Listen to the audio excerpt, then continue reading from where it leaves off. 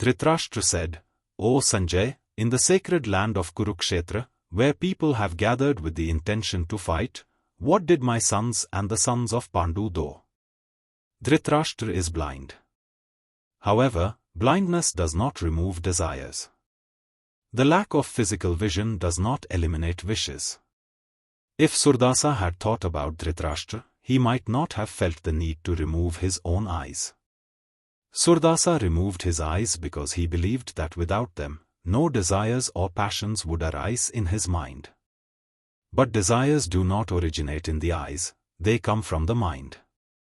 Even if the eyes are removed, it does not end the desires within. The story of the Gita begins with the curiosity of a blind person. Many stories in the world begin with the curiosity of those who cannot see. A person who is blind may still want to see things that are not visible to them. A person who is deaf may still want to hear things that are not audible to them. Even if all the senses are lost, the tendencies and desires within the mind do not disappear. So, it is important to remember that although Dhritarashtra is blind, his mind is eager, anxious, and desperate to know what is happening on the battlefield, even though it is far away.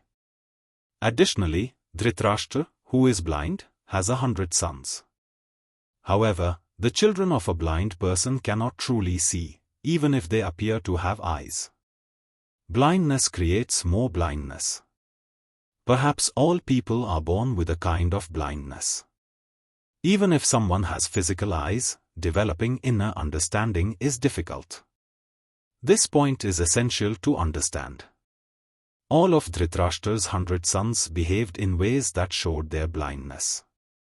They had physical eyes, but they did not have inner understanding. Blindness only creates more blindness.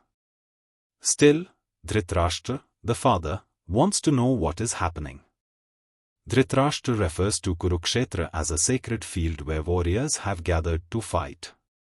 When people gather to fight in a sacred place, that place loses its sacredness.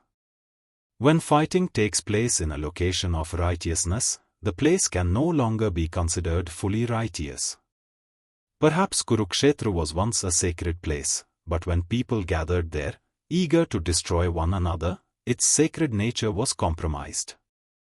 The beginning of this story is significant. It makes us think about what might happen in places that are not sacred if fighting occurs even in a place that is supposed to be holy. What is happening in this sacred location? Dhritarashtra asks Sanjay to explain what his sons and their opponents are doing in Kurukshetra, where they have gathered with the intention to fight. A truly sacred place may never have existed on earth. If such a place did exist, there would be no possibility of war. If the potential for conflict exists, and even a sacred place becomes a battleground, then it is difficult to blame unrighteousness for conflict. The reality is that fewer wars may have occurred in places known for unrighteousness. More wars may have taken place in places considered holy. If we measure conflict by the amount of bloodshed, holy places might appear more unrighteous than those known for unrighteousness. It is important to understand this concept. Wars have often occurred in places considered holy. It is not a new phenomenon that temples and mosques have become battlegrounds.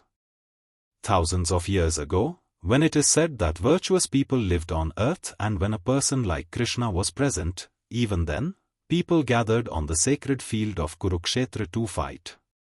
The desire for conflict deep within humanity, the deep need for destruction, and the primal instincts do not disappear, even in sacred places. These desires also prepare for battle in those places. It is useful to remember this. Additionally, when someone fights under the belief that their cause is righteous, the conflict becomes even more dangerous. This is because the fight then seems justified and lawful. This scripture begins with the curiosity of the blind Dhritarashtra. Many religious texts begin with the curiosity of those who cannot see. If one day there are no people with blindness in the world, there may be no need for religious texts. It is often those who cannot see who ask the most questions.